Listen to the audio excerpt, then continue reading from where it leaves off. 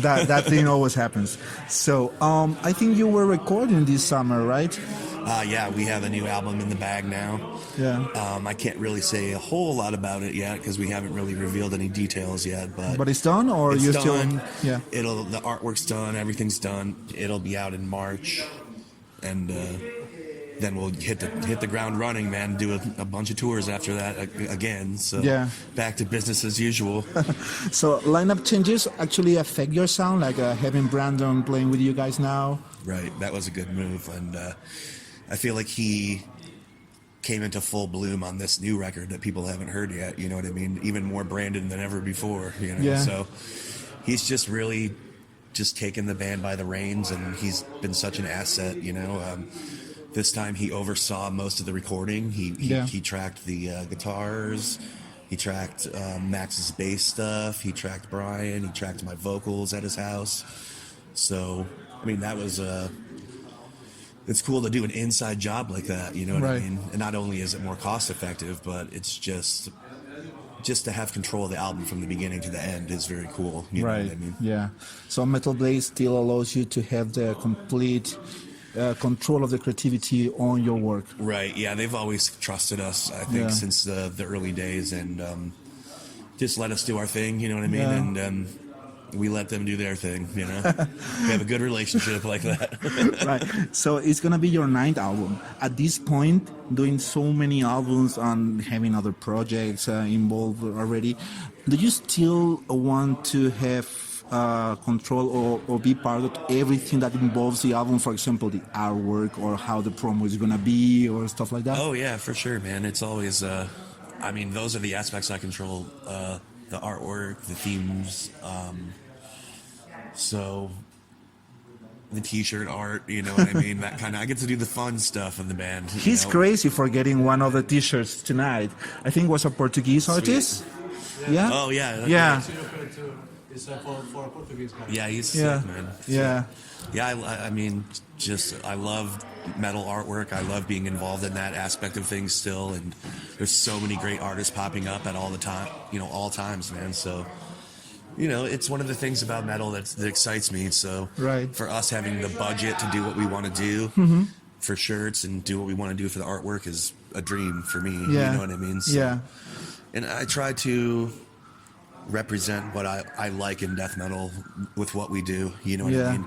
I try to think about young people coming in and checking us out, and maybe we're the first kind of band like this they've ever heard, and I want them to see that kind of old school artwork, you know what I mean? Good. The evil place. I'm all about the evil place, you know what I mean? Right.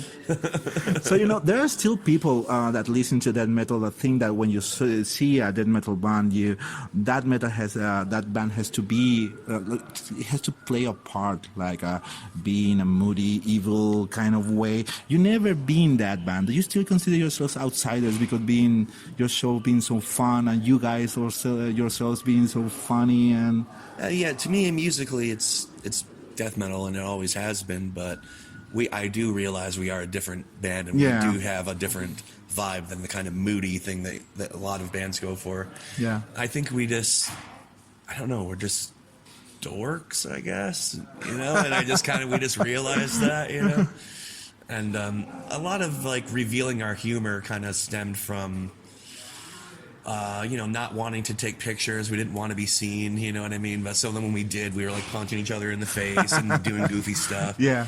And then the videos, we didn't have any money to make a good video, so instead we made a funny video. Right, you know what I mean? right.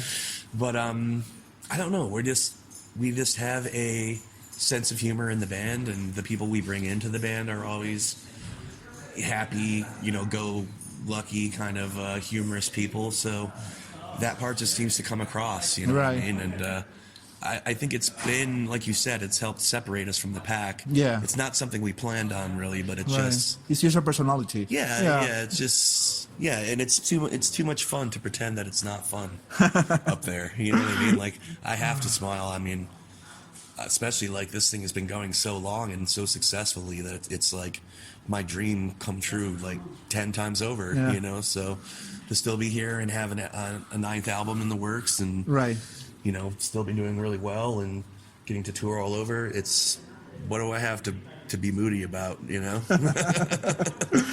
Well, there's been a study in music that says that when you reach 30, you stop listening to new bands. You just listen to the things that you were listening in your youth.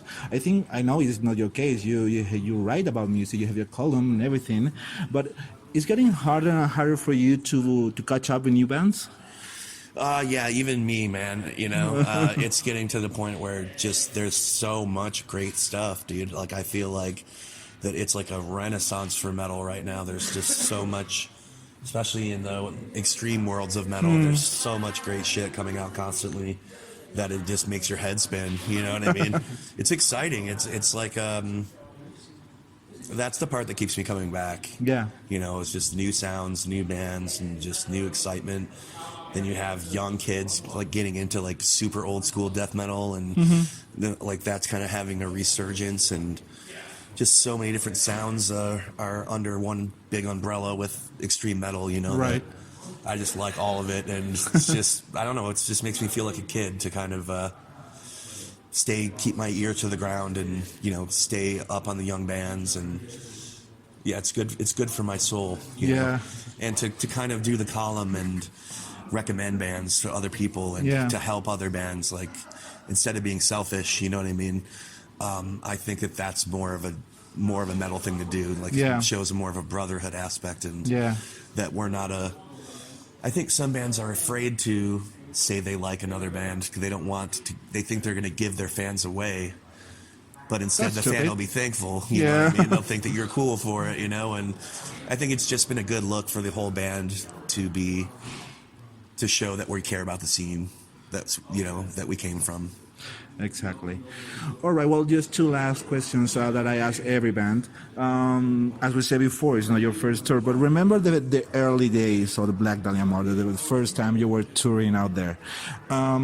Which is the worst place you remember sleeping while on tour? Man, it's got to be when we used to stay at people's houses, Yeah. And sometimes it was great, and you'd get to eat all their food, and party and stuff. And sometimes it would be like gross. And this house that had like ferrets everywhere, like little marmosets. Yeah, that's not. I don't know why you'd even invite anyone over to sleep at your house if you had ferrets, but yeah, definitely the ferret house. That's not cool. Not a good one. Right. And the second one is the most funny or gross thing you ate while on tour. Most of the bands always mention Asia, China, or Japan, where they play, and they say, we ate something that we didn't actually knew what it was. Cow tongue was one of the things for me. Yeah. Tripe was another one that was... its stomach, so that was a lot for me to process. The grossest thing I've ever eaten in my life was another person's barf. Holy shit.